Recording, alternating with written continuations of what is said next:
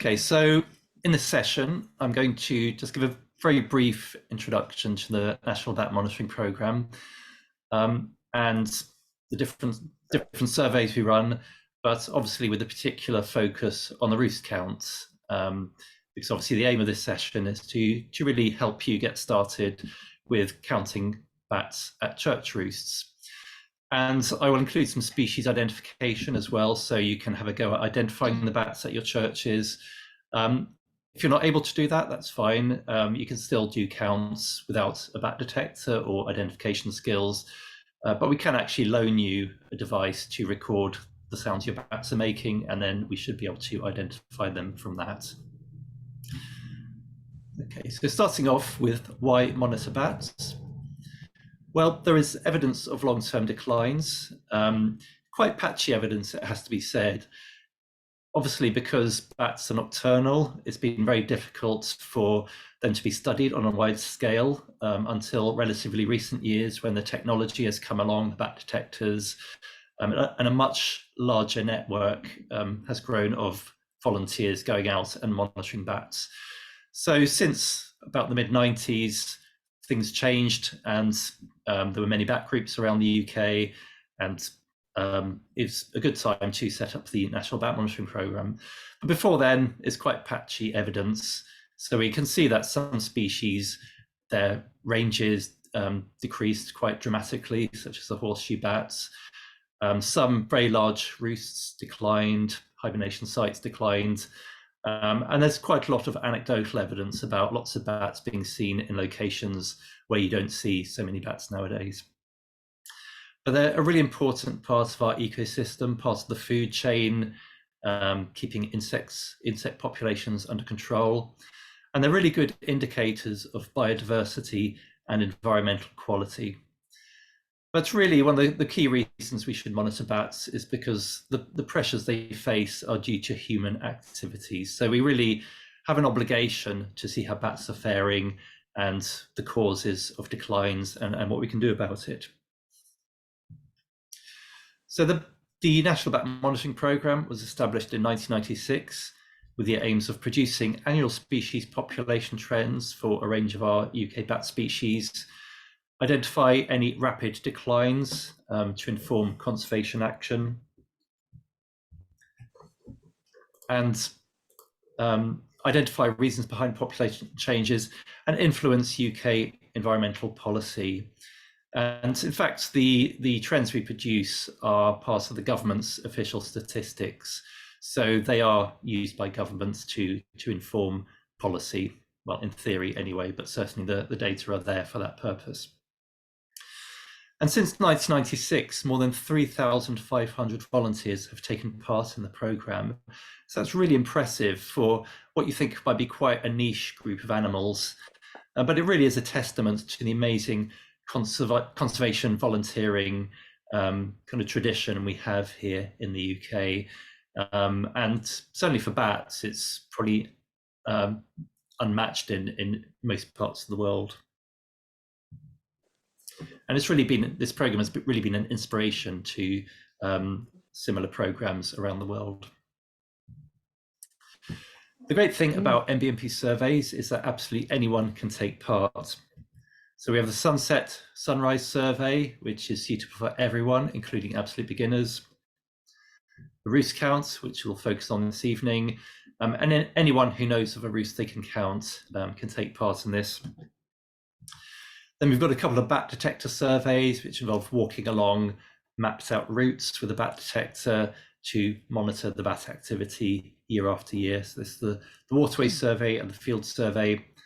And then in the winter, we have hibernation surveys, and these are just carried out by surveyors who've got a license to enter these sites. So I'll just focus on a couple of surveys this evening, beginning with a sunset survey.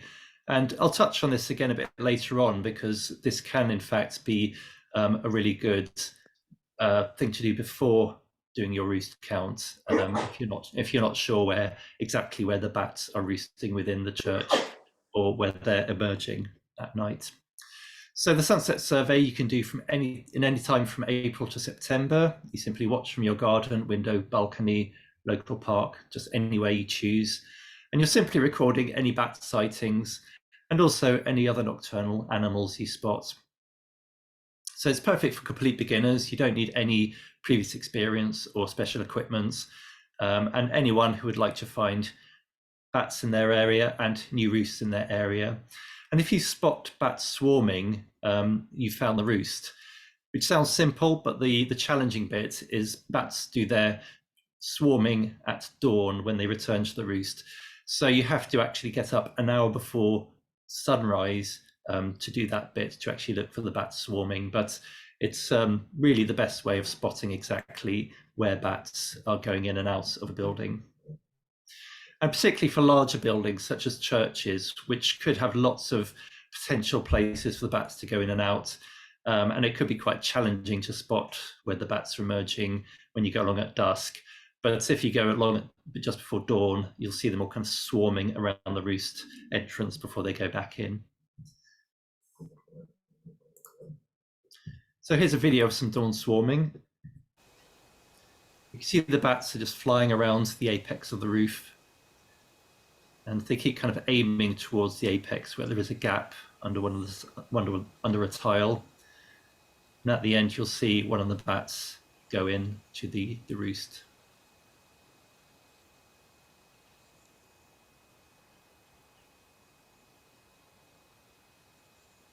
Okay, so that bat went into the hole there.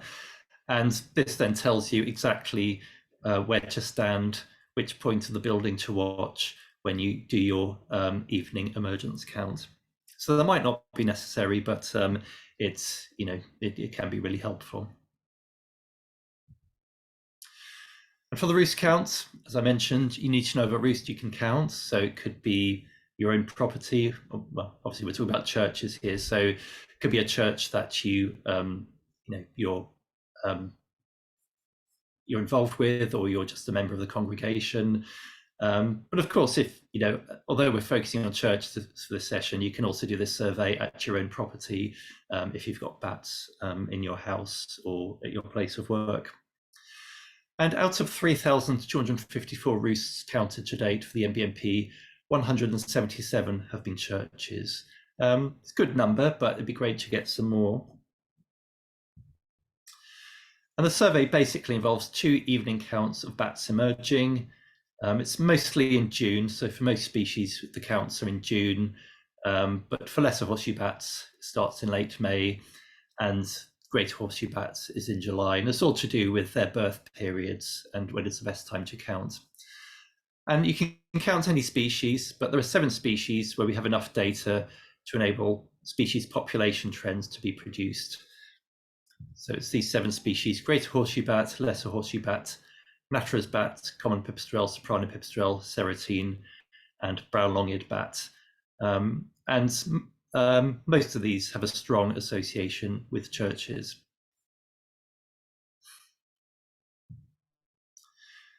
And when doing the roost count, you simply stand below the roost exit where you can see the bats emerging and count the bats out. You can do this just visually, or if you've got a bat detector, you can also listen for the sounds of the bats' calls as they emerge.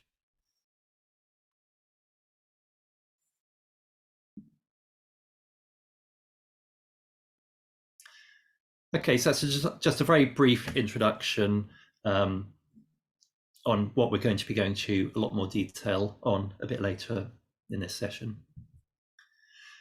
And once you've done your counts, you can log into an online recording account once you've set this up and enter your results online.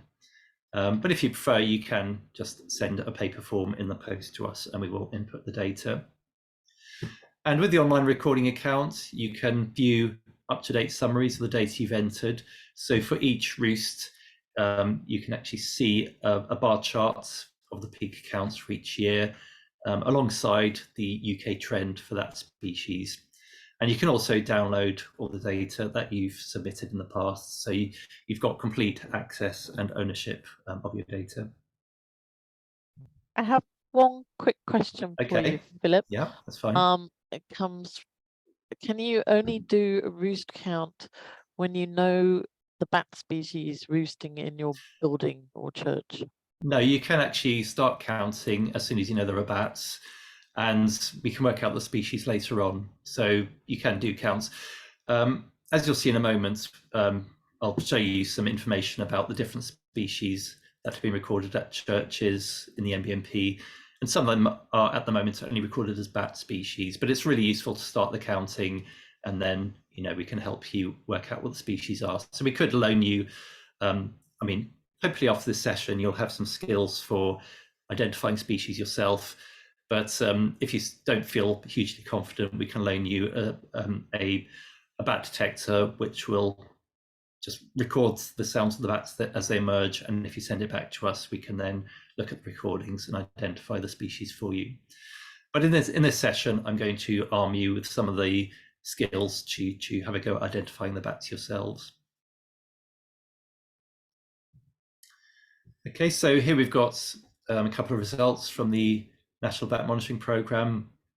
We'll be publishing our latest trends 2 weeks tomorrow. That's when our next annual report comes out with the trends up to 2022.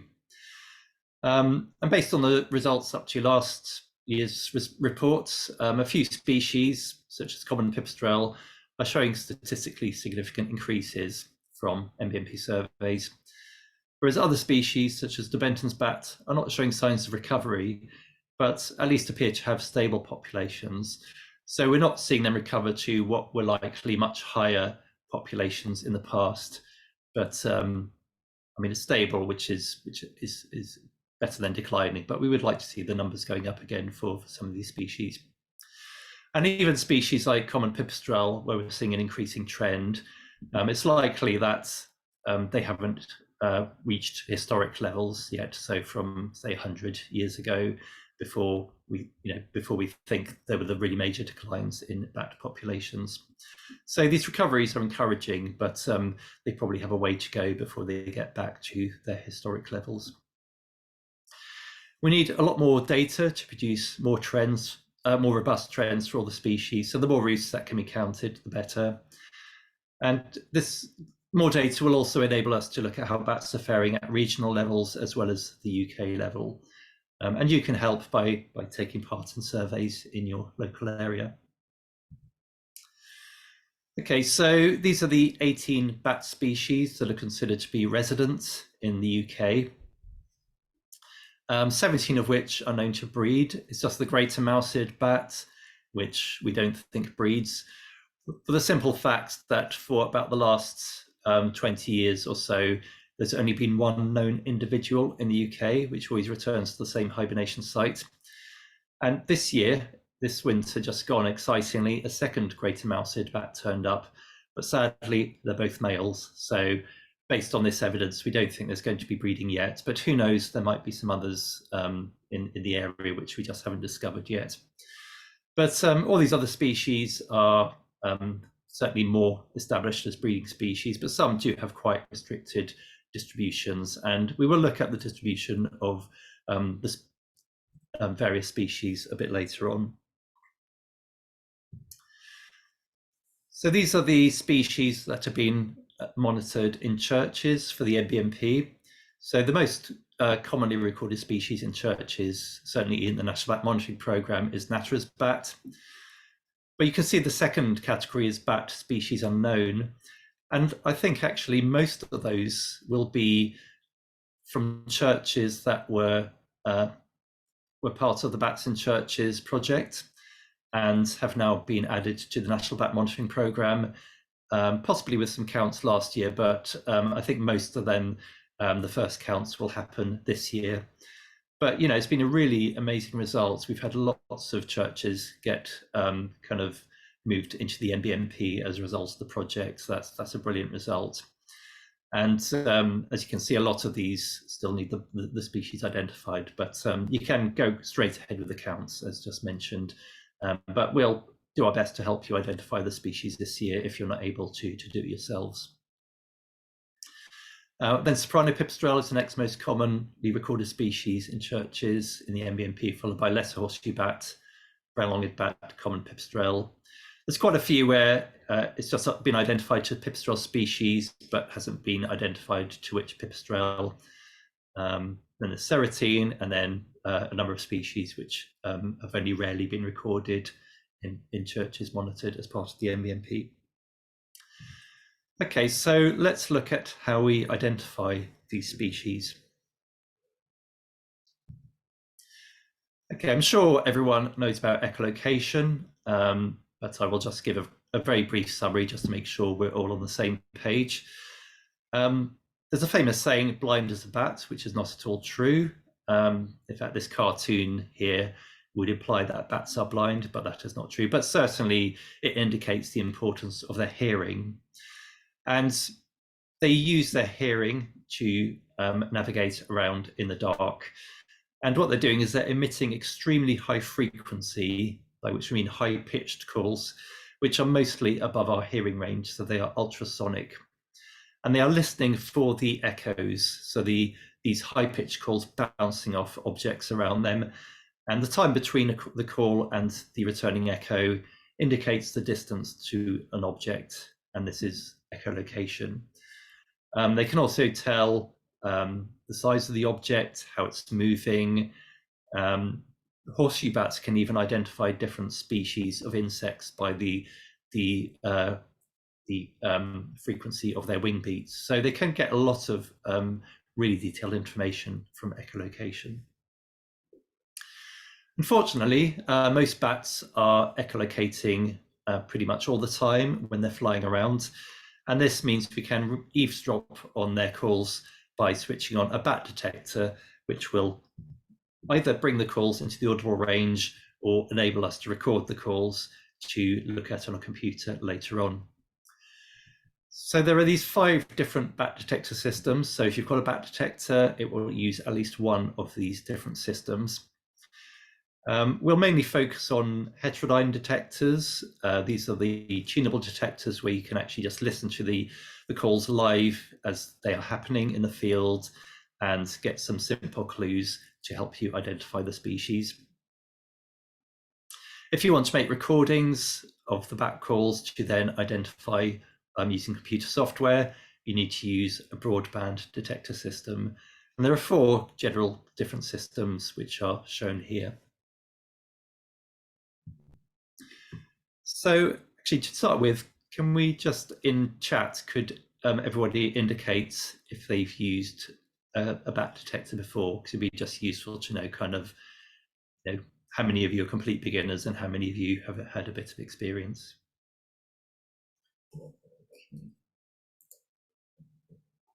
Okay, so we've got several yeses. Okay, quite a few of you got yeses. And then a never and a no.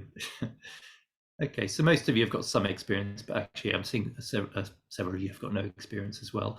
So we're going to really go back to basics for this, because we do want to make sure this gives gives you all the basics you need if you're a complete beginner. But hopefully everybody will get at least something useful out of this. Okay, so heterodyne bat detectors, they are tunable detectors, a bit like tuning an old-fashioned radio where you tune around on the dial to different frequencies.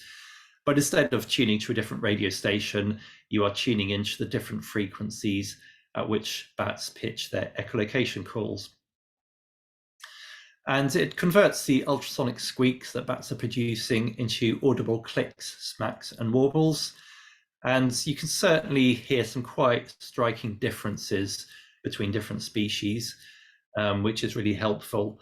But some species will sound very similar to each other. Some of the closely related species are very difficult to tell apart using a heterodyne bat detector.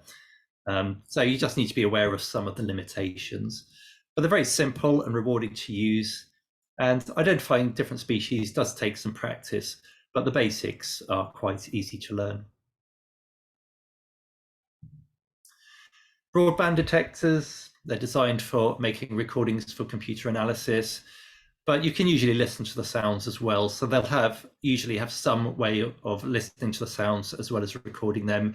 So they might have a heterodyne mode built in, or some other way of listening to the sounds. So they can be fun to use in the field, like a heterodyne bat detector, but they're also collecting a lot more information.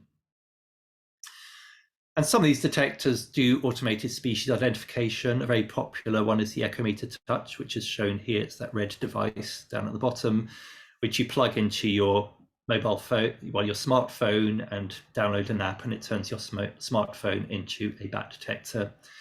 And these are really popular now. They're really commonly used, and it will give you a live spectrogram. I'll show you a spectrogram in the moment if you've not come across those before. And it will also flash up an automated identification of the species that's just flown past.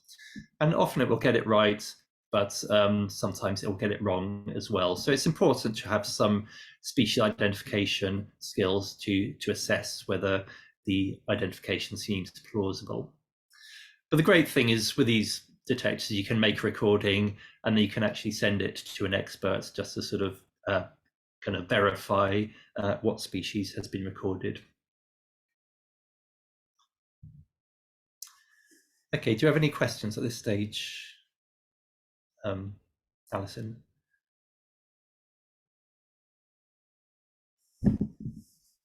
I'm not seeing any Okay. piped up. Okay. You can always unmute yourselves if you want to and Yeah. ask one. But actually, I think if you type your questions in chat, then I'll pause occasionally and we can catch up on questions, I think, just to kind of keep the flow of the presentation. Okay, so we'll start with how you go about identifying bats on a heterodyne detector. So how do you start narrowing things down? Well, step one, that many people use, including myself, is it a big bat or is it a small bat? Big bats tend to echolocate at lower frequencies than small bats. So things like nocturnal, Leisler's bat, serotine, you can hear them all pretty clearly when you're tuned to 25 kilohertz. Whereas to hear the smaller bats, such as pipistrelles, you need to tune to a higher frequency. And around about 50 kilohertz, you'll hear pretty much all the smaller bat species. Okay, so I'm going to play recordings of an example big bat, an example small bat, and have a listen and have a think about what you notice about differences in the speed of the pulses. So how fast do the calls sound? So we measure them in pulses per second. So which one sounds like it might just be a few pulses per second, and which one sounds like it might be many more pulses per second? Okay, starting with nocturnal, a big bat.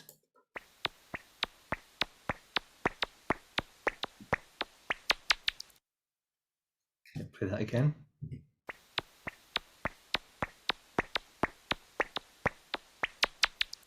And then a small bat, pipistrelle.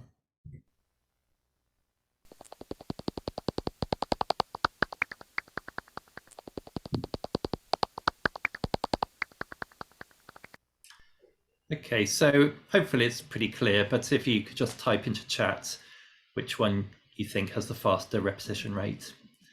This is really the first thing to kind of get your ears tuned into to start narrowing down what species it might be.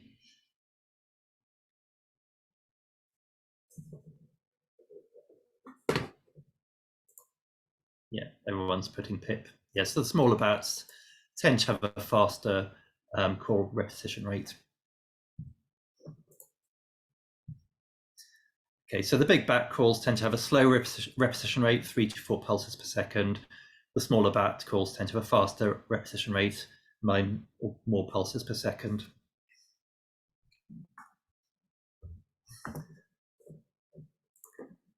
And this is really helpful because if it sounds like a big bat, then you can actually rule out most of the species. So if it sounds like a big bat, you've pretty much narrowed it down to 3 species: nocturnal, Leisler's bat, and serotine. Sounds like a small bat. Well, there's still a lot more to do to really start narrowing down which small bat it might be. But it's a really good first step just to decide, is it a big bat or is it a small bat? And the frequency you're hearing it best on. So is it a lower frequency around about 25 or higher frequency around 50? Well, certainly 50 you're hearing it on. Is the repetition rate slow or is it fast? These are 2 really simple clues to narrow things down. Okay, so let's look at small bats. If it's a small bat, if you think it's a small bat, which kind? Well, they all tend to have quite fast call repetition rates, but there will be other clues you can use to work out what kind of small bat it might be, or at least what group of bats it might be. So we'll use common pipistrelle and de Benton's bat to start looking at some more differences between these smaller species. So common pipistrelle is the commonest British bat, and it's one of 3 species of pipistrelle in the UK: common, soprano, and enthusiast. Whereas the Benton's bat, it's a bit larger, sort of slightly more of a medium-sized bat. It flies low over water, and we'll see some video of it in action later on. And it's one of 7 species from the Myotis genus.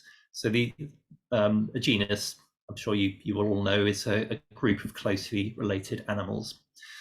And all the Myotis bats, they all sound extremely similar to each other, and actually have a lot of visual similarities as well. And it can be very difficult to separate the Myotis species from their calls. But anyway, let's look at how we separate a pipistrelle from a Myotis bat. Okay, so I'll play both of these 2 species. So see if you can notice any differences in terms of how fast the calls are coming out, what sort of rhythmic pattern they have, and kind of the type of sound. You know, can you hear a sort of difference in the sort of sound on a bat detector? So starting with common pipistrelle.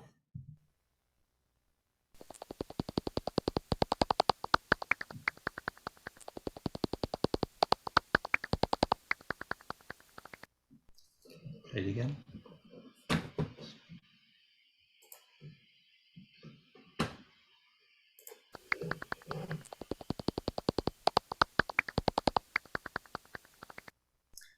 And then de Benton's bat.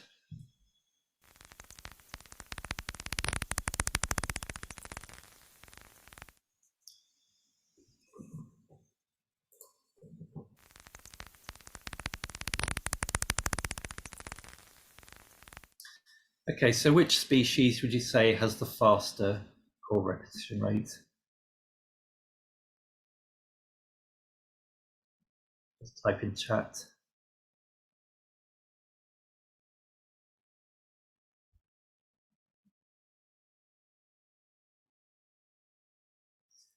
I can't see chat now, Alison, so can you let me know what answers are coming up? Everybody more or less is right. Okay, de Benton's coming yes. up top. And this is typical of the Myotis species. So de Benton's bat, Natra's bat, whiskered bat, etc. They all tend to produce relatively rapid repetition rates, certainly faster than a common pipistrelle, or the pipistrelles in general.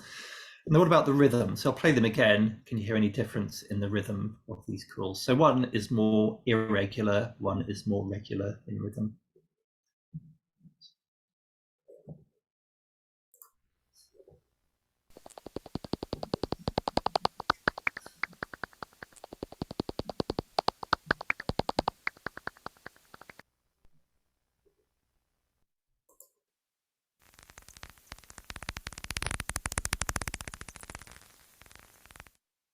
Okay, so hopefully you could discern some difference there.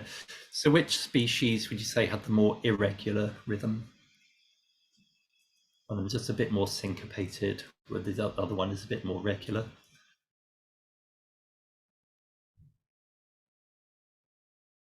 It's coming out pipistrelle. Yeah, perfect. So yes, it's got a much more kind of syncopated, more erratic rhythm. And then in terms of the tonal quality, so one that has a nice rich tonal quality, one that has a much drier tonal quality.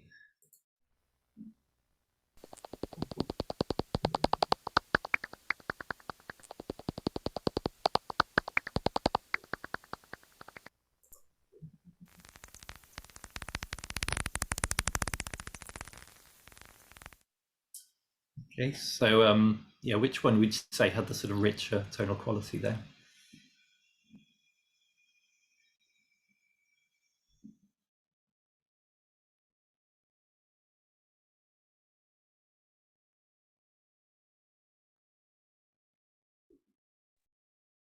Pipistrelle wins.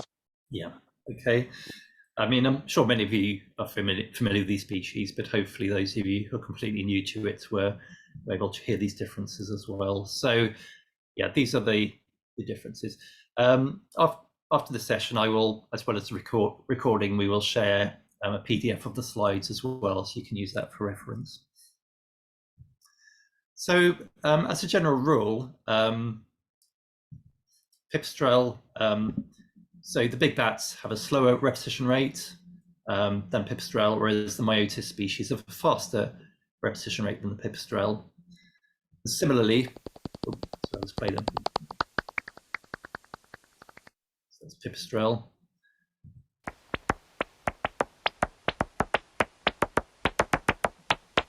So bigger bats, and then myotis.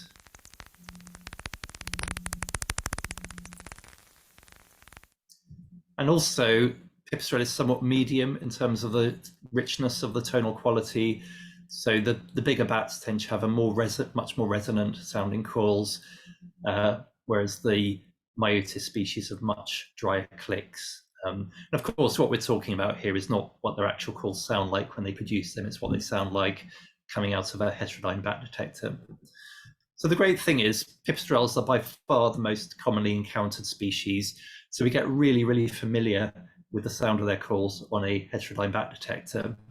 And this means that when you hear something different, you can identify that it's different and then start thinking what it might be. So if you hear something that's got a much slower repetition rate and a richer tonal quality, you think, oh, that's slower and richer sounding than a pipistrelle. Or you might say, oh, this one sounds much more rapid and much drier than a pipistrelle. So pipistrelles are a great reference point for comparing other species against. However, it's never completely straightforward with bats, and particularly when you're counting bats out of a roost. So when bats are flying out in a more open environment, they're doing their more characteristic calls, and we can hear the differences between different species more easily. But when they're flying very close to something, like a tree line or hedgerow or in woodlands or close to a building, they all tend to speed up their calls and produce much drier clicks. So you need to be careful in identifying bats when you're close to the roost. It's good to be, in terms of doing the count, obviously position yourself where you can see the bats most clearly. But when you're identifying the species, move several meters away from the building and try and stand where the bats have their flight path away from the roost, because then the calls will become much more characteristic and it's easier to get a correct identification. Okay, so we've worked out that on a bat detector, you hear these differences in tonal quality. You can hear the differences in rhythm and repetition rate, but some species sound quite simple. Oops, sorry, clicked that prematurely. Some species sound quite similar to each other, and you need to use another clue to separate them. So the 3 pipistrelle species in the UK, only 2 of them are particularly common, the common pipistrelle and the soprano pipistrelle. They sound pretty similar when you're tuned in, but the way you can tell them apart is based on the best listening frequency or the peak frequency. And this, you find this by tuning around in your bat detector and finding where you're hearing the deepest sound coming out of the speaker. And this, when you get that deeper sound, you know you're tuned into the peak frequency that these bats use. It's really where the call spends most of its time, at which frequency it sort of levels out and stays on a single note for a short time. And this is where you hear this deeper sound. And I will show you these videos, which really show you what it sounds like when you're not tuned in properly, and then what it sounds like when you are correctly tuned in properly. So first, we've got a bat detector being tuned into common pipistrelle calls. And when it's not tuned in properly, you're hearing quite high-pitched sounds. As you tune in correctly to around about 45 kilohertz, the sound gets much deeper and more resonant.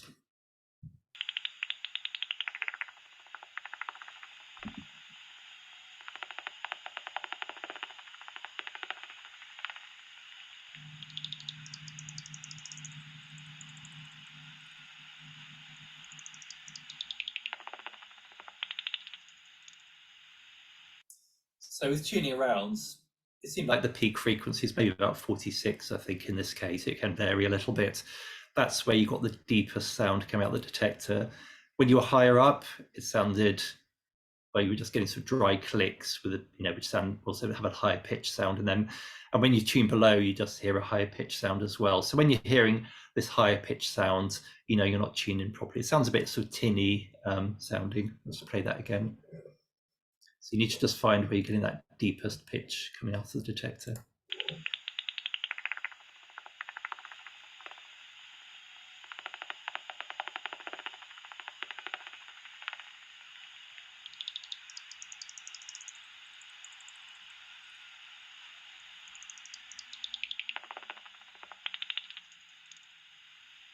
Okay, so that's a common pipistrelle.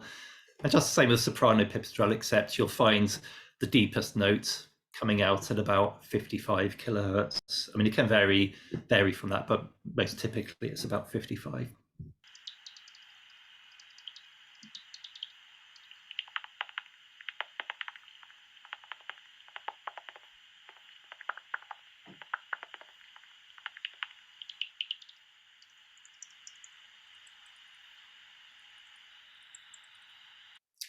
So at 45, it was sounding quite high-pitched and tinny. At 55, you had that nice, really resonant, kind of wet, slappy sound you get from pipistrelles correctly tuned in. And if you're, say, using an Echometer Touch or another detector which has live spectrograms, this can be a good clue as well. There's obviously some extra skills to learn here, but pipistrelle calls, when you see them on a screen, so here it's shown, the spectrogram shows the sound in terms of frequency on the the vertical axis against time on the horizontal axis. And you can see it shows you visually the frequencies that the calls sweep through and over what time. And this reveals the structure of the calls. And pipistrelle calls have this nice hockey stick shape. So if you're seeing a hockey stick shaped calls, so somewhere in the region of 50 kilohertz or thereabouts, you can pretty much tell these are pipistrelles. And if they end at about 45 and you can measure the peak frequency and get a very precise measurement, you can see they are common pipistrelle calls. So that's what you might see when you're looking on some types of detector. You might get these live spectrograms on a screen, or you might just be making recordings on your broadband detector and then just viewing them when you get home. It's a nice extra feature when you've got this in the field, and it can actually help your identification, but it can sometimes mean you're not watching the bats, you're watching the screen instead. So yeah, it's good to sort of try and get the balance right in terms of the different clues available to you. Oh, and this is what they sound like slowed down. Okay, so this basically records the bats at their original frequency, and when you play it back at normal speed, you can't hear a thing because it remains ultrasonic, but you can slow the sounds down 10 times, and you can really get a good sense of the actual kind of high-pitched chirps or squeaks that the bats are producing. I'll just play that again.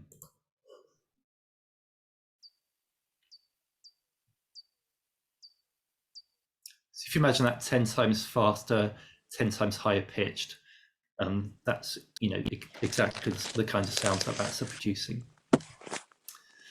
Okay, so with the pipistrelles, you can tune around. Got a bit of noise there. Could you mute whoever's not muted? Okay, could you make sure you're unmuted, please? Okay. So conversely, with Myotis species, when you tune around, you don't find a peak frequency. The sound doesn't really change at any particular frequency. So as you'll see in this clip, you're hearing these dry clicks throughout the frequency range, and the sound just doesn't really change.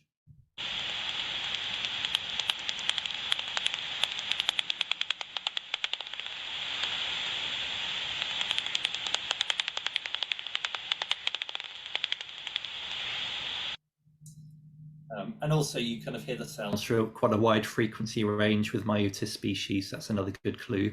But just these dry clicks just staying the same throughout the frequency range means it's likely to be one of the Myotis species.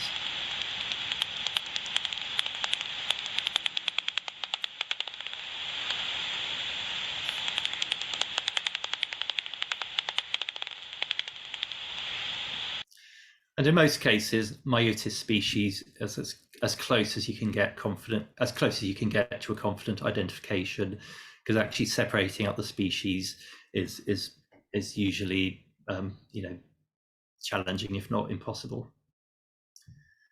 However, we've got one Myotis bat species which can sometimes be identifiable on a bat detector, and happily, it's the one that's most commonly found roosting in churches, the Natterer's bat. And what's distinctive about its calls is they can sweep from a very high frequency to a very low frequency, so a much broader frequency range than any other species in the UK. And here down here we've got the spectrogram at the bottom. The top part of the screen is the oscillogram. It just shows the loudness of the sounds over time. It's a spectrogram, it shows the frequency range. So it's starting up probably up, actually in this case, it's probably up at about 120, I think, going down to about 15 kilohertz. But they can start way higher than that, up as high as 145 kilohertz. And in this video, you'll see the detector being tuned really low and really high, and you're still hearing this Myotis species calls. And this is a good indication that it could well be a Natterer's bat.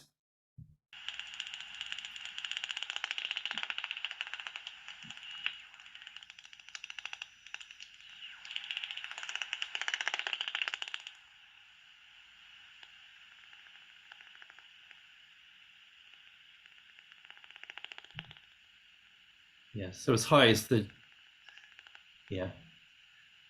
as high as that detector can be tuned, you're still hearing the calls. So that could well be a Natterer's bat. It can sometimes be tricky because they don't always produce such distinctive calls.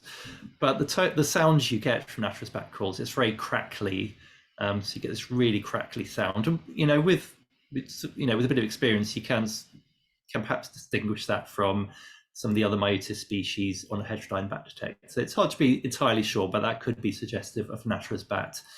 But certainly picking it up that high on the tuning and that low on the tuning, so down at 15 or as high as 145, certainly I think 130 would still be higher than most species. That's certainly a good clue that it's Natterer's bat. But if you could get a recording from a broadband detector, this can often confirm it. Okay, so the long-eared bat species can also sound quite similar to the Myotis species. You get these very, very soft, rapid clicks.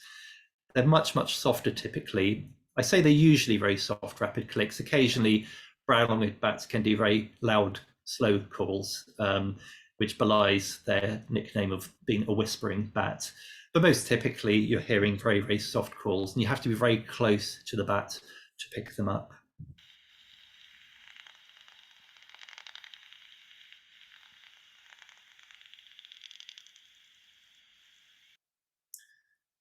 And if you're looking on a spectrogram, if you've got that in your bat detector or looking on a computer afterwards, their calls are quite short sweeps down the frequency scale with a gentle curve with quite strong harmonics. I'll be doing a sound analysis online workshop or one or two of these later in the season. So yeah, we'll try and let you know about that. But there's some really good reference books if you're looking into this slightly more technical but extremely rewarding way of identifying bat calls. And then serotines, so it's one of our 3 bigger bat species, which is slightly more commonly found roosting in churches. And it typically has quite a slow repetition rate with quite a syncopated, funky rhythm, usually about 25 kilohertz. But like with other species, when they're close to clutter, so like a tree or a building or something, they will increase the repetition rate and their frequency. And in fact, in this clip, this serotine is used in quite fast calls, up at about 30 kilohertz.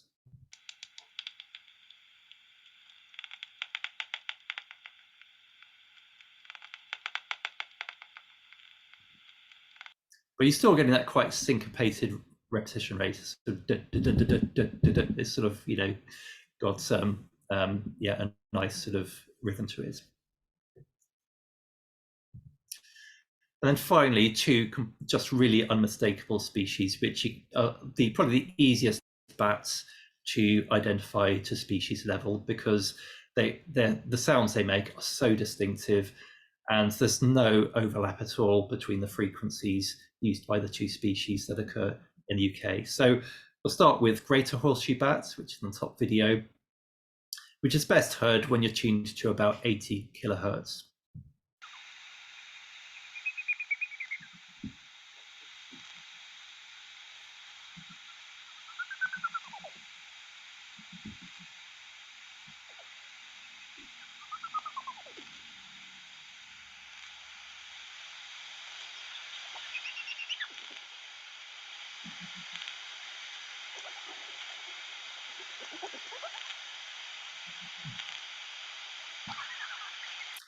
And interestingly, you can also hear their calls reasonably clearly when you're tuned to half the best listening frequency. So if you're tuned to about 40 kilohertz when there's a great horseshoe bat around, say you might be actually tuned into a different listening out for another species, you could still possibly pick up a great horseshoe bat at 40 kilohertz.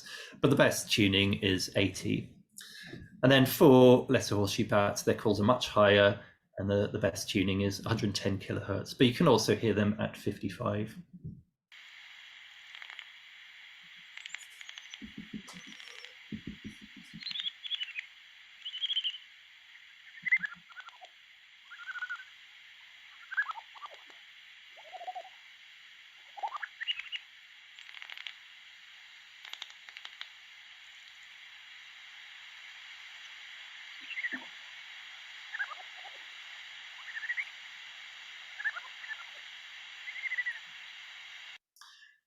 And as for the two horseshoe bat species, it's the lesser horseshoe bats, which are much more frequently found in churches. Although the first place I saw great horseshoe bats was at a very remote church in Cornwall, which I think is just used once a week, but it's amazing just to go there and sort of go through the woods to this church and have these amazing large, huge great horseshoe bats flying out. Okay. So do we have any questions about any of these species and their identification?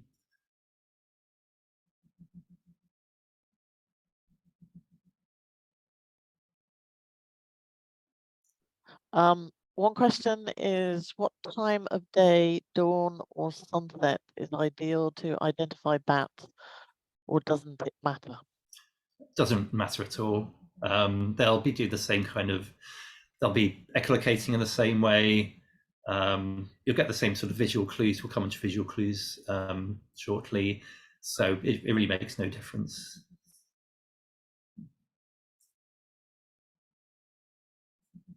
Okay. And we've got a fun little quiz here, because you'll pick up all sorts of other noises on your bat detector. And sometimes complete beginners will hear sounds in their bat detector, say, "Oh, what bat is that?" But it's actually something completely different. It's not a bat. Could be another kind of animal. Could be just a completely man-made noise. But just a fun little quiz. So just type your answers in the chat. I'll play each sound and then say bat or not bat. And actually, if you think you know what it is, you can type that into chat. So let's go with the first one.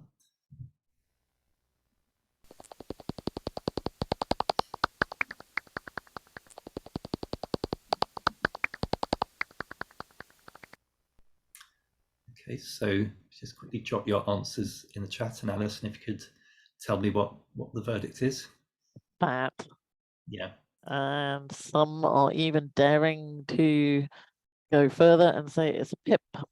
Yep. Yeah, it was a pipistrelle, and in this case, a common pipistrelle. Okay, so what about this one?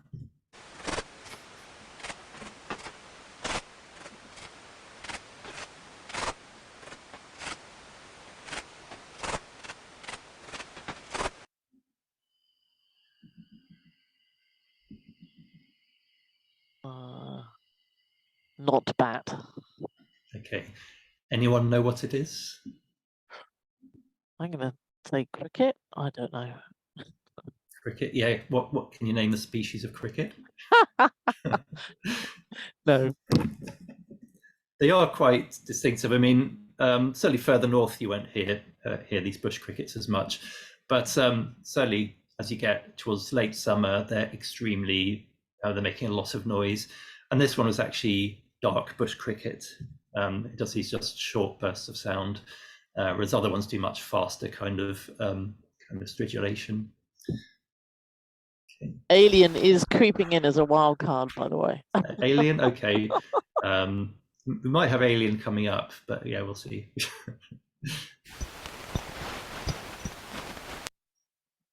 Okay, quite a short sound.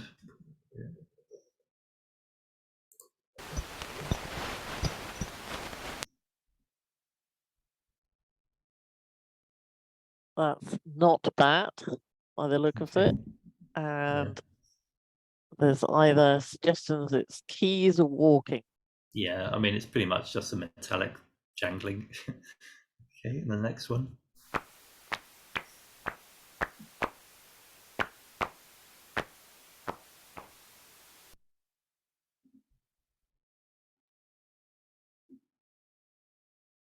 We have bat as a winner, mixed in with not bat, a tired bat, noctule, Okay. a large bat. Okay, this is a really useful thing to be aware of, because it's actually, well, this is soprano pipistrelle social calls, but social calls in general are something you need to be aware of, because bats produce these at lower frequencies to communicate with each other. And I mean, they're typically very sporadic. They're just random bursts of noise. They don't have any real rhythm to them. But particularly as you get later into the season, when male bats are trying to attract females, you could get quite a lot of social calling. And certainly beginners can confuse these with a large bat like a noctule or a Eliza's bat or a ceratine. But I mean, it can be challenging until you really get your ear in. But it's much more kind of erratic, sporadic. It doesn't really have any real sort of rhythmic quality to it. Also, if you listen carefully, each pulse is actually what sounds like each separate pulse is actually 3 or 4 really rapid pulses. So you hear a little sort of, rather than just be a single chonk, it's like a click, click sort of. I didn't describe that very well, but hopefully you can hear what I mean when I play this again.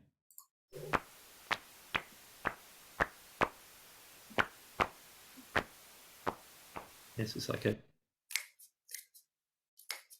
you sort of click your fingers, each one is kind of like a few pulses in, very rapid succession. Okay. Cool. Yeah, I think everyone knows that one. I will just reveal it because, yeah. Okay, and then.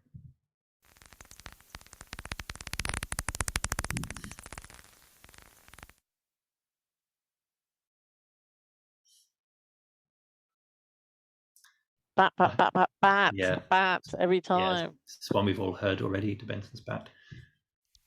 Oh, a few people said myotis, so that's okay. On the right track. Oh. Yeah.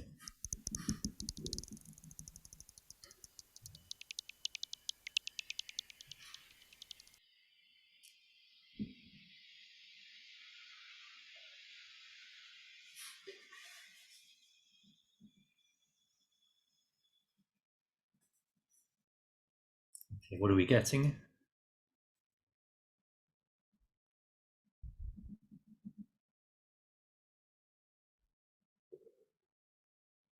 Bat? Not sure. Okay. Yeah, well, it is a bat, but it's just a off-tuned common pipistrelle. The detector isn't tuned in properly, and you're just hearing a very high-pitched, tinny sound instead of the nice, rich sound you get when you're properly tuned in. So if you're hearing this, you're not quite tuned in right, because if it's sounding high-pitched and tinny, then that's an off-tuned bat calls. So you need to tune around on your dial to find a much deeper sound.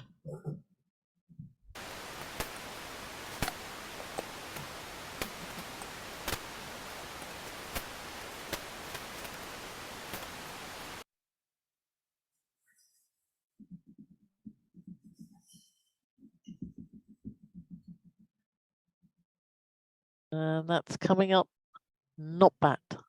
Yeah, it's just basically sound of feet crunching on kind of sticks and leaves. And finally,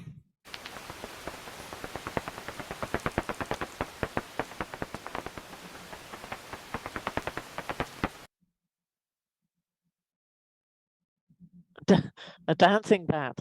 Bat, definitely bat.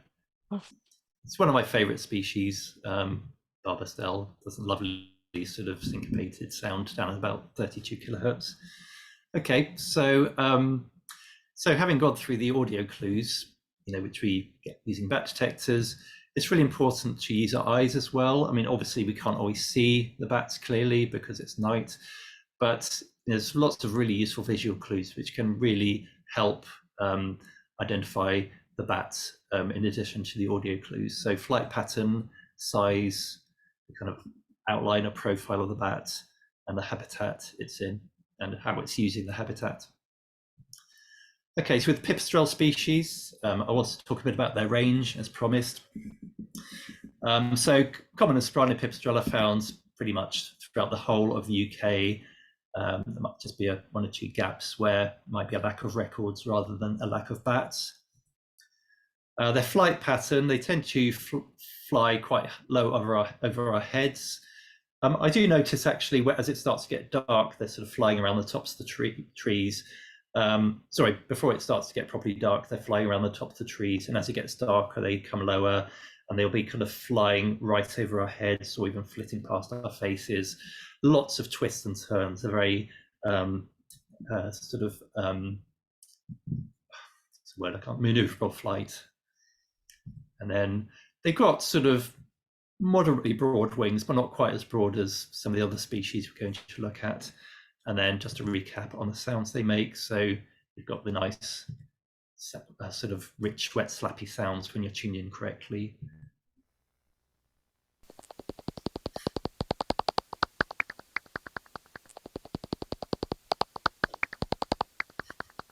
Then if you're not tuned in correctly, it's that sound we just heard.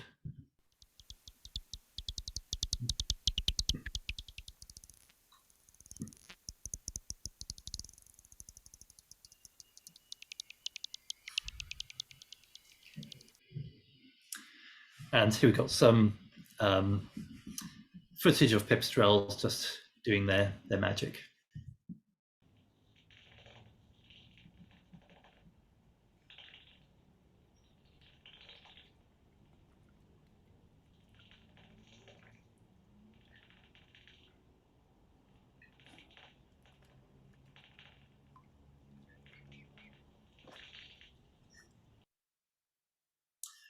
And I've been lucky enough to see much rarer species than pipistrelles, and I've seen pipistrelles hundreds of times, but it absolutely never wears off. I can still stop and get totally transfixed by their amazing flight maneuvers.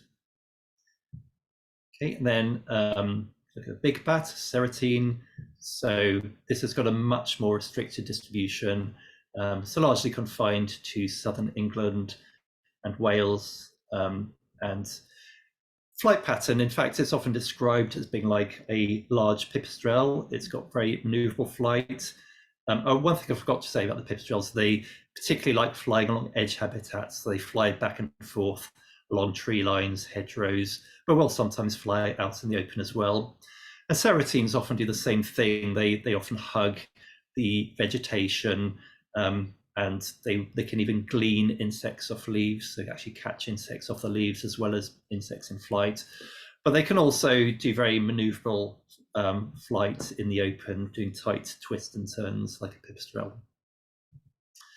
They've got much broader wings. So the broad wings is a really good clue for ceratines compared to the other bigger bat species, which has got much narrower wings, as we'll see in a moment. And let's have another listen to ceratine on a heterodyne detector.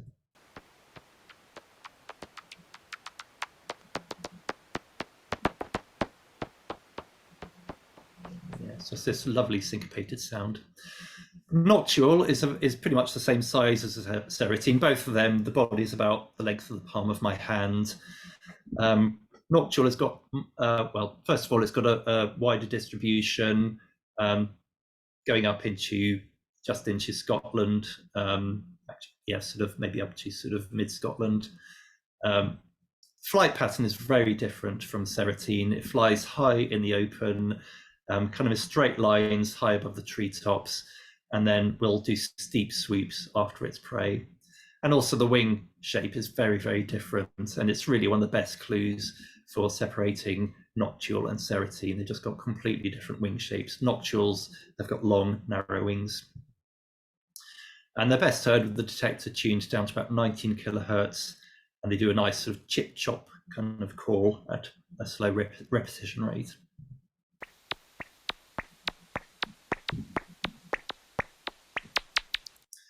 A noctule is a species that's very rarely found in buildings at all, let alone churches, but it's here just for comparison and just to give you a bit more information when you're going out with your bat detector. And then there's Leisel's bat, which is closely related to noctule. It's like a slightly smaller version of noctule with a much patchier distribution. The flight pattern is similar, but it's not flying as high in the sky. It's typically around about treetop height or lower, and it tends to do quite shallow swoops after its prey, as opposed to the very steep swoops that noctule does. But it's a similar looking bat. It's got long, narrow wings, but it's kind of a medium-sized bat rather than a large bat. And the best listening frequency is about 23 to 24 kilohertz. And you'll see and hear the bat in this video I took near me in Richmond Park. So you can see, like noctule and Leisel's bats both fly high out in the open. So that's a really distinguishing feature for identifying these bats visually.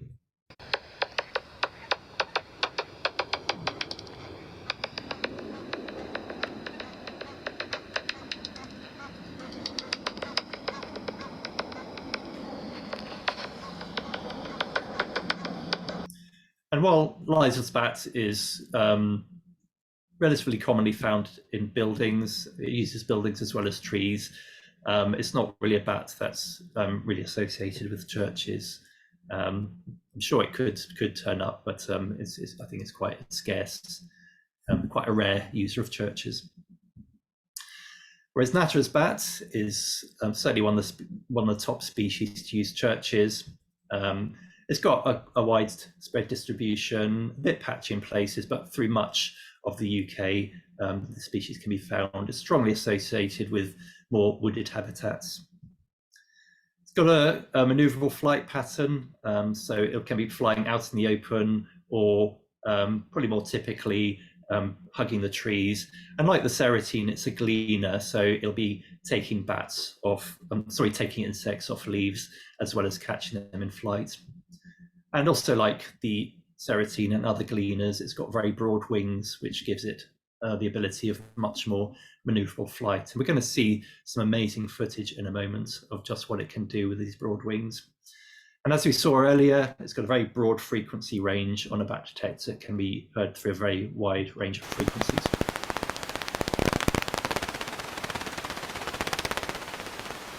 And it's very fast, sort of crackly sound.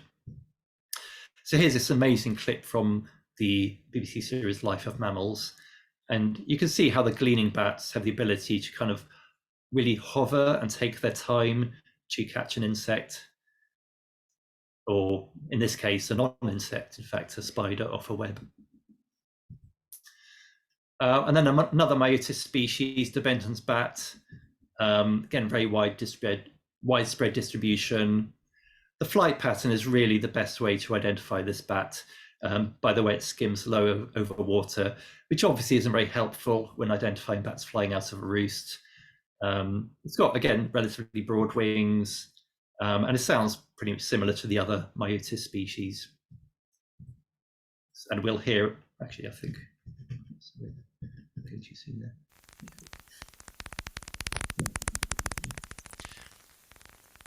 So it's difficult to tell apart based on sound alone. So you might need to use some other techniques, maybe get some, do some droppings analysis from droppings caught from the found at the church. I mean, recordings might help, but I think it still won't narrow it down completely to de Benton's bat. So you might need to maybe get your local bat group in to sort of see if they can identify the species if you're struggling to identify which Myotis bat it is. But here it is in action, doing its most distinctive behavior, flying low over water.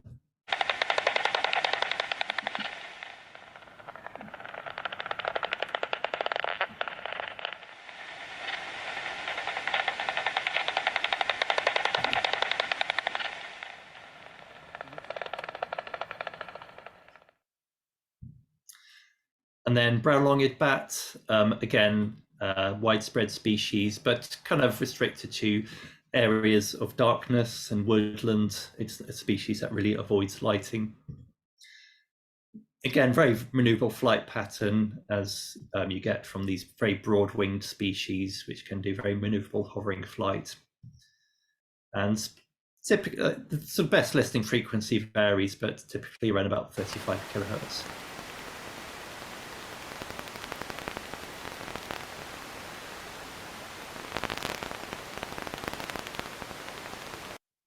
So it sounds a bit like the Myotis species, but can be much more rapid, more sort of softer. But it's a species you can identify quite clearly through recordings from broadband detectors.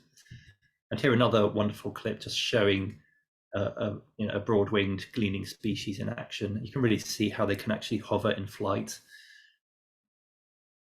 And this is what enables them to pick insects off leaves, because it gives them the time to locate the insect and catch it, as well as insects in flight. Okay, so a quick species identification quiz, just to see if you can remember what we've covered. So I'll play each clip, and in the chat, could you write down which species you think it is? So here's clip 1.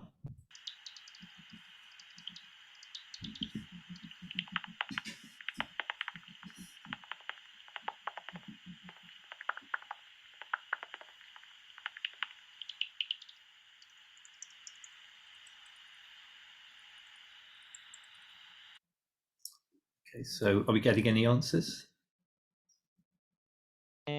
Soprano pip. Or just pip. Okay. Any other answers? No. Okay. Well, the answer is. Oh, sorry. The answer is. Yeah.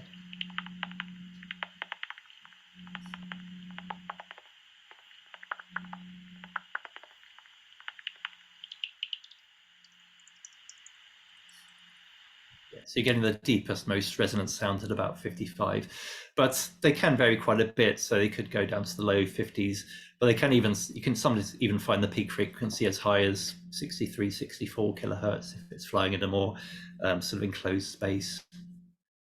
Okay, how about this one?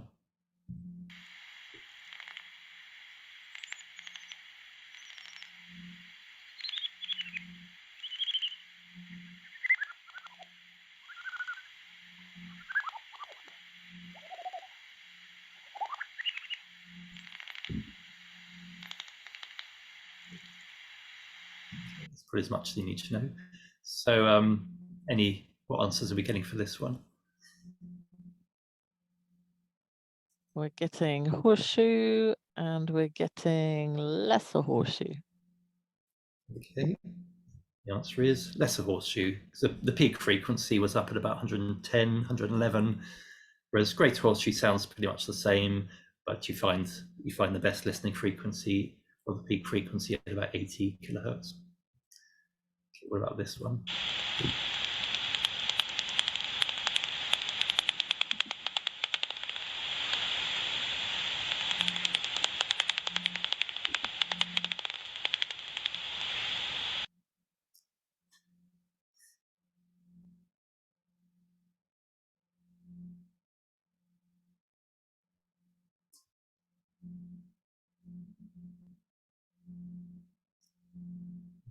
Any answers?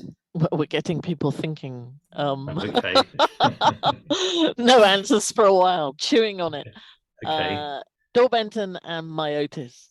Okay. Weirdly, one of those is the correct answer and one of those is the perfect answer. And there is a difference between the correct answer and the perfect answer. Okay. So, oops, sorry.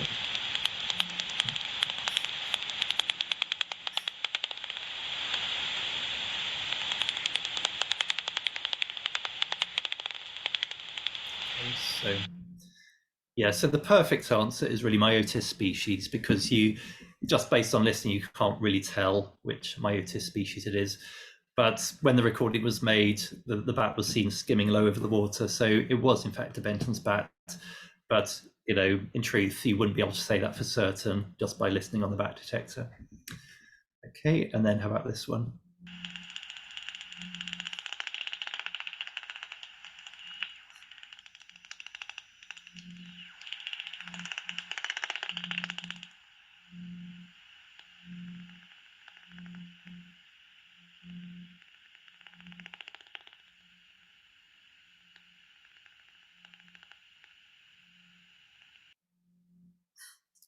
Okay, any thoughts? A lot of clued in people. Yep, natterers. Yeah, yeah.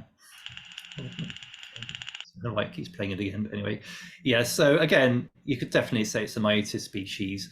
And I mean, you could say it's a likely natterer's bat. I mean, it's definitely got the hallmarks. In fact, you can pick it up at such a high frequency and such a low frequency. So that's very likely to be natterer's bat. Okay, and then I think just one more.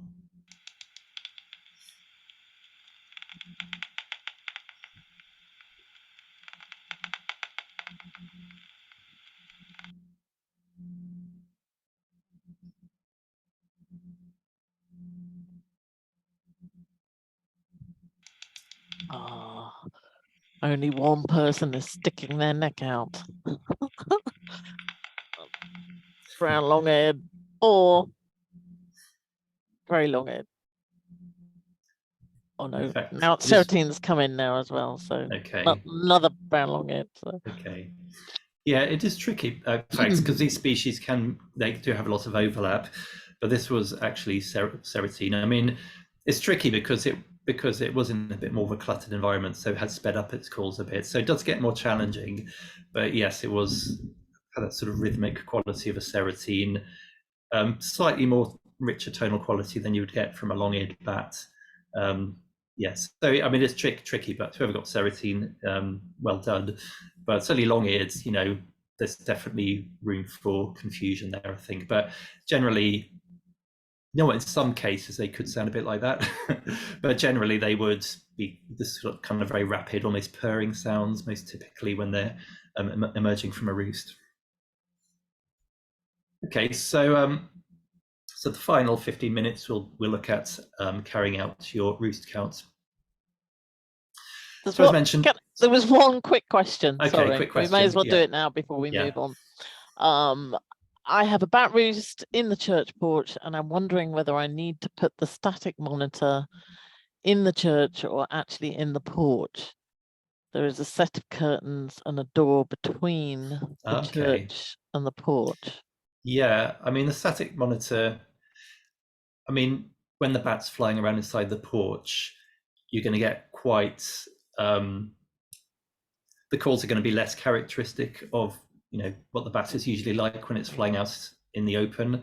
Because when bats are in a very enclosed space, they all start producing very long, sweepy calls, very fast calls, very short calls, and they all start seeming quite similar to each other. That isn't to say you can't see some differences, but certainly it can be a bit more challenging to tell what kind of bat it is. You could probably narrow it down, but yes, it is a bit trickier. So, but then the trouble with putting a static outside is you're also going to be picking bats flying past.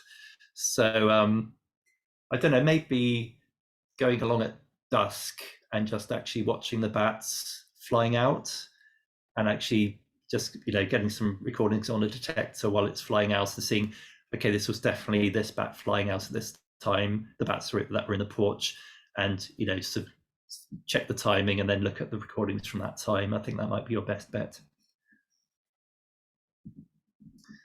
Okay. Yes, so with doing a roost count, I know from experience that larger buildings, you go along because it's known there's a roost there, and then you're standing there at dusk, and then a bat appears from the other side, and you think, oh, they must come out the other side. And then you go around the other side, and then a bat appears, and you still didn't see where it came from. And then one comes over the roof from the other side. And it can be challenging, actually, really working out where the bats emerge. Not always. I mean, hopefully at the churches you're surveying, it'll be more obvious. But if you're really not sure, as mentioned earlier, it's a challenge, but it's really rewarding.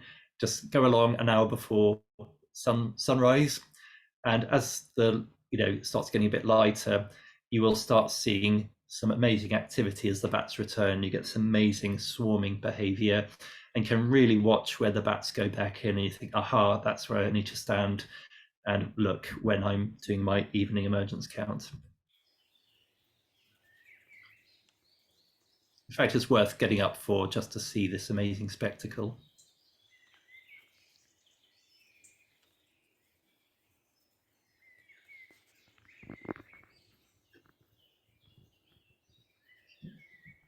Another quick question. Yeah. Have you ever had a lead detection system in a church roof cause interference? I once surveyed near a church with that kind of system and was picking up a bizarre sonar signal. So what kind of system was that? I didn't quite catch the first bit. What kind of system in the church? A lead protection system? Oh, lead protection system. Oh, I guess, yeah, to avoid it being stolen. Is that what it is? Yeah. I've got no, I don't know anything about that kind of system. Does it kind of produce some ultrasonic sounds, perhaps? I don't know. Unsure. Do you know anything about this, Alison? No. No. Okay. Yeah. Well, certainly, you need to be, if you've got bats in the church, you need to be certainly wary of installing things that produce ultrasonic sounds, because if they're not, if they're placed near to the bats, it can cause some disturbance potentially. So it's good to sort of do that under advice from a bat worker, I think. Okay, so as mentioned earlier, there are 2 roost count periods for most species. Well, for most species, it's 6th to the 15th of June. You do 1 count within that period, and another count between 16th and 25th of June. So this is for most species, in fact, all the species except for the horseshoe bats. If you don't have time to do 2 counts, then 1 is still useful, but getting 2 counts from the majority of roosts means we can build up a much more statistically robust picture of how bats are doing, and much more quickly. So it's really good to try and get those 2 counts done if you can. And these are the horseshoe bat count periods. So it's just slightly different based on the typical birth periods for these different species. Okay, so before you do your survey, if you're not actually somebody from the church doing the counts, then obviously liaise with your contacts at the church to arrange dates to visit. If it's a new survey site, then visit the site during daylight hours and see if you can spot likely exit points. Really good clues to look for are droppings. So you might see droppings on the wall below the exit point or on a window, or on a window ledge. And if you're seeing that, then that's almost certainly going to be one of the places that the bats are emerging from. But you might find that bats use multiple exits, in which case it's good to have a number of different people doing counts. So you have people positioned at each exit. And even if there's only 1 exit point, it's best to bring a survey buddy just for safety, for working at night, because we really don't want volunteers doing lone working at night. Obviously, if you're counting your own, if you're doing a roost count at home and you're counting bats from your garden, obviously that's another thing. But if you're going away from home, then do have a survey buddy. And we provide a risk assessment template so you can do a complete health and safety checklist. And really the purpose is to assess potential risks and identify measures that will reduce the risks to an acceptable level. So you rate the severity of each risk from 1 to 3, and then rate the probability of each risk from 1 to 3, and then multiply them together. And ideally, the result should be no higher than 4. If it's higher than 4, then you need to think of a measure that can reduce that risk. So, for example, I don't know, if the roof has got some loose slates, then there's a risk of the slates falling on your head. That's actually a very high risk. But if you make sure you're standing away from there, keeping several meters away so you're not directly below where the slates will fall, then that reduces it to an acceptable level. So it's just that kind of thing, just making sure you've assessed potential risks and reduced them. If you can't actually reduce risks to an acceptable level, then you really shouldn't be surveying the site. It's not a safe site to survey. I see getting cold and wet on there, and there is a question about the weather. So presumably bats will still emerge from the roost in poor weather. What real point does drizzle, mizzle, will they still emerge in that, or will it have to be really heavy rain for them to not emerge? When would you call off a count? Yeah, I mean, ideally it should be a dry night, and not with gale force winds and reasonably mild. And I've definitely seen bats emerging in light drizzle and foraging, because they might just go straight up to a sheltered wooded area to forage. So, I mean, it's not ideal. It might kind of, inhibit some emergence. But having said that, that's something you record in your survey form, and we can factor that in. But if it's really heavy rain, then yeah, definitely don't go ahead. Just postpone to another evening, because heavy rain is just, it's just gonna, bats just aren't, they might come out, see it's pouring with rain and go back in again, because it's a waste of energy. Insects won't be flying in heavy rain, so it's no point going out if they can't feed. So they might, they'll just sort of go a night without food, maybe go into a torpor to conserve energy. Although it's really challenging for females at maternity roosts if they can't feed, because they're really reliant on being able to feed to obviously nourish the young growing inside them, or once the babies have been born, producing milk. So it can be a disaster for them if they have long spells of bad weather. But yes, don't bother in heavy rain, because it's a waste of time, really. You're not going to, it's unlikely you'll get many or any bats. Okay, I need to speed on because I'm overrunning a bit. But if you sign up, in your survey pack, you'll get a list of equipment to bring. None of it's really specialist equipment. You don't even need a bat detector. It's helpful to have one, because you might hear some bats which you sort of look away briefly and you don't see it come out. A tally counter is useful if it's a really large roost, so just a clicker counter. Need choose of time when your count starts and when it finishes. It's good. You need the temperature, and you can usually get that in your smartphone, or just look up the weather forecast. You don't need an actual temperature. And a torch, really just for safety, as you're walking around for filling in your survey form. What you must not do is shine the torch at the roost and exit points, because this can inhibit emergence and cause disturbance. To check, this is you go out 1 hour before dusk?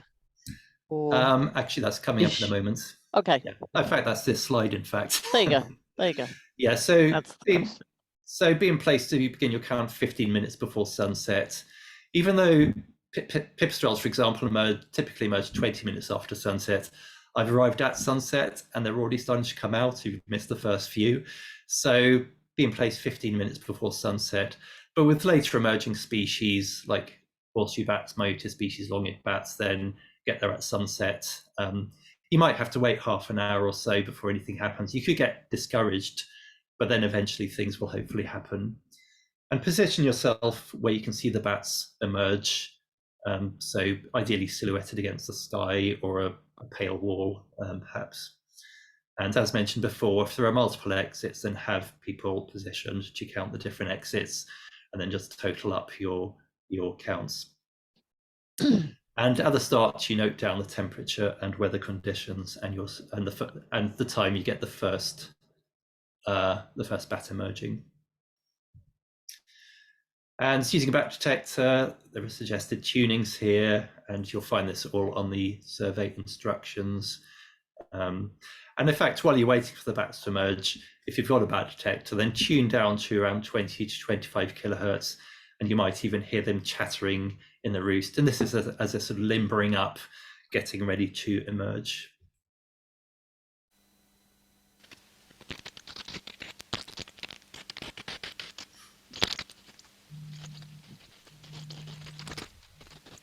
I'm always happy when I hear that, because it means there's some bats which hopefully will come out soon.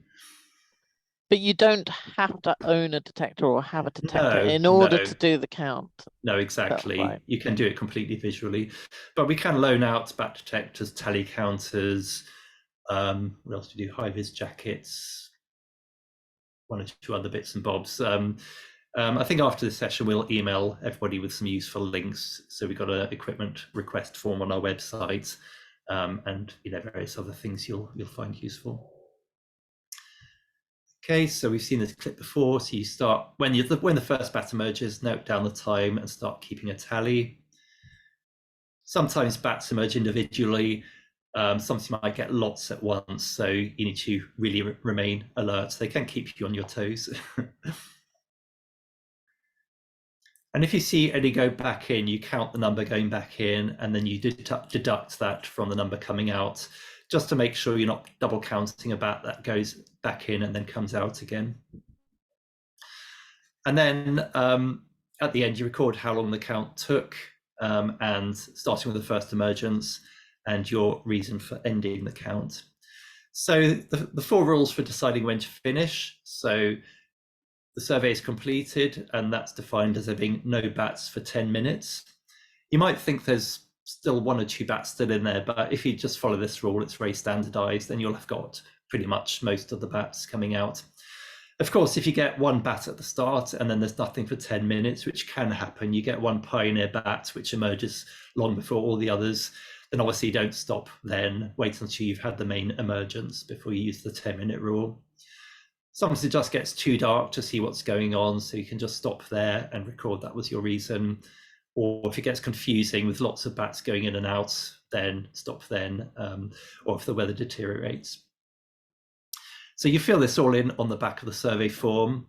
It can be useful to provide a sketch map showing all the exit points for your own reference, or if anyone takes over in future. And then complete the front of the form with your details, the roost details. These will be pre-printed actually if you've done surveyed the roost before.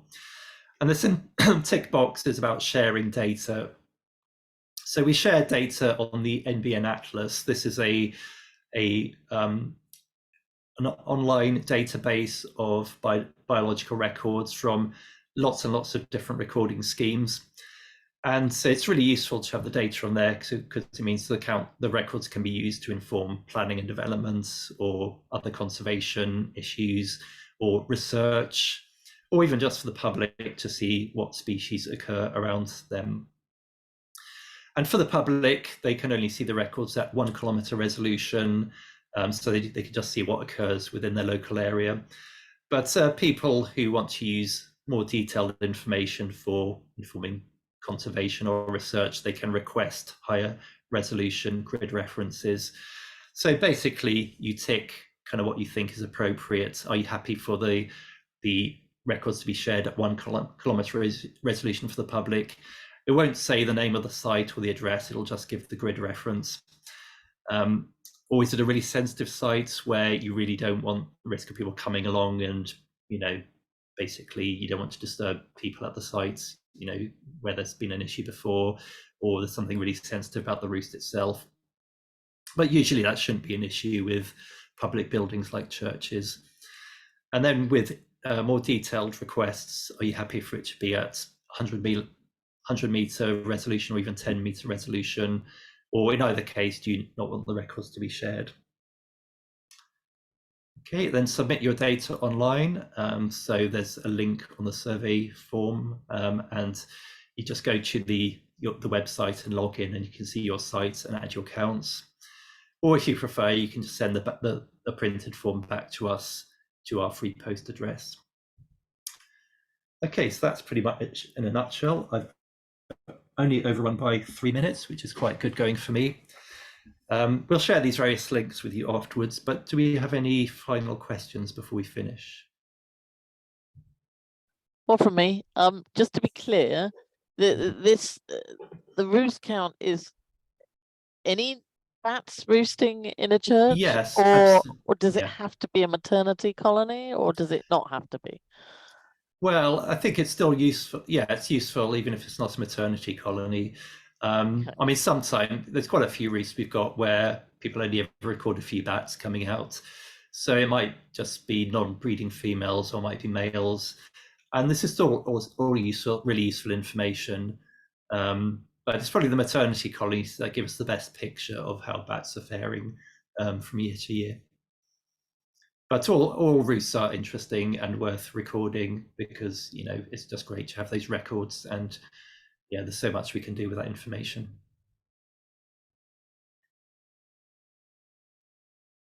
Okay. I guess everyone like me wants to go off and have dinner now, but any final burning questions before we finish? No? Okay, so I think we'll... Sorry, there was one that was just how would you know if it was maternity colony or not, but presumably... It's really just the numbers. Maybe. Yeah, it's the numbers. So the females form large roosts. They gather together in these large roosts, and that's what defines a maternity colony. I mean, some species form larger maternity roosts than others. So I think, for example, brown-longed bats, might just get 10 bats, and that could be maternity roost. I think even lesser horseshoe bats, I know there's some very small maternity roost, so it might just be a satellite roost of a maternity roost. So if there's loads and loads of bats, that's pretty much going to be maternity roost. Where the sort of line is between a maternity roost and a non-maternity roost, there's so many variables, I think, which could determine that. But if there's, I don't know, 50, 100 bats, this is going to be a maternity roost, just because it's the females that form these large gatherings in the summer. I think Angela B sums it up and says, "Thank you. I look forward to sitting in the dark counting bats." It is great. It's a very sociable exercise. Yeah. Bats are great company as well. They're lovely to have around. Okay, so I'll probably email all of you just with a little mini survey after we've finished, maybe tomorrow or the next day, while it's fresh on your mind about what you thought about the session. But generally the feedback on the chat is thank you very much for a fascinating session and learning so much. Okay. Okay, thanks everyone. Thanks everyone. Good evening.